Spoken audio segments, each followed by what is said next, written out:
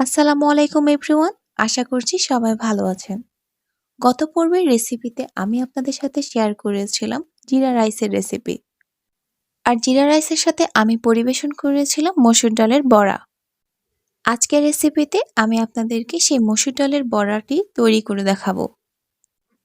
মসুর ডালের বড়া তৈরিও কিন্তু জিরা রাইসের মতোই অনেক সহজ। তাহলে চলুন দেরি না করে শুরু করা যাক মসুর ডালের বড়া তৈরির রেসিপিটি। এই বড়া তৈরির জন্য প্রথমে আমি নিয়েছি হাফ কাপ পরিমাণ মসুর ডাল। এবার আমি মসুর ডালগুলোকে পানির সাহায্যে ভিজিয়ে রাখবো আধা ঘন্টা।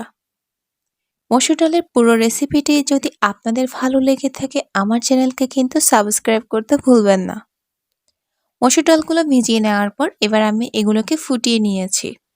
এটা মূলত ডাল তৈরির মতোই, আর ফুটানোর পর এটা কেমন হয়েছে আপনারা ভিডিও দেখতে পাচ্ছেন।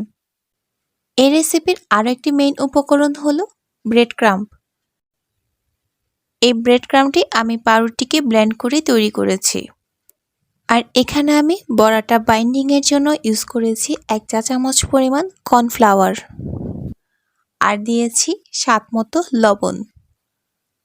প্রথমে এই শুকনো উপকরণগুলোকে একটি বাটিতে নিয়ে একটি চামচের সাহায্যে খুব ভালো করে মিশিয়ে নিতে হবে। আর এই রেসিপিটি কিন্তু আপনারা বাসায় একবার হলেও ট্রাই করে দেখবেন, খেতে কতটা মজাদার। মেশানো শেষ হলে এবার আমি এখানে দিয়েছি আমার ফুটিয়ে রাখা মসুর ডালগুলো। এবার মসুর ডালের সাথে ব্রেড ক্রাম্ব আর শুকনো উপকরণগুলো ভালো করে মিশিয়ে নিতে হবে। আর এর সাথে আমি যোগ করেছিলাম পেঁয়াজ কুচি, ধনেপাতা আর কাঁচামরিচ। ঝালের ব্যাপারটা আপনাদের পছন্দ মতো থাকবে।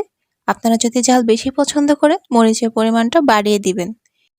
এবার একটু সময় নিয়ে মিশ্রণটিকে খুব ভালো করে মিশিয়ে নেবেন। এই ডোটা তৈরি করতে আপনার মোট 5 মিনিটের মতো সময় লাগবে। আর ডোটা যদি একটু শক্ত হয় এখানে একটু পানি অ্যাড করবেন। এবার ছোট ছোট করে এভাবে গোলা পাকিয়ে নেবেন। আমার বড়াটা রেডি হয়ে গিয়েছে, আর আমি এভাবে সবগুলো বড়া রেডি করে ফেলেছি। এবার আমার এই বড়াগুলো ভাজার জন্য রেডি। এই বড়াটা তৈরি করা কতটা সহজ তা তো আপনারা আমার ভিডিও দেখেই বুঝতে পারছেন। এবার আমি একটি ফ্রাই প্যানে পরিমাণ মতো তেল গরম করে সবগুলো বড়া একে একে ভেজে নিব। হালকা ব্রাউন করে ভেজে নেবেন, আর বড়া ভাজার সময় কিন্তু চুলার আঁচ মিডিয়াম রাখবেন। হাই হিটে এ কাজ করলে বড়াটার আসল স্বাদ কিন্তু আপনারা পাবেন না। কমেন্ট বক্সে অবশ্যই জানাবেন রেসিপিটি আপনার কেমন লেগেছে। আর ভিডিওর রেসিপিটি আপনার ভালো লাগলে অবশ্যই আপনার প্রিয়জনের সাথে শেয়ার করবেন। আল্লাহ হাফেজ।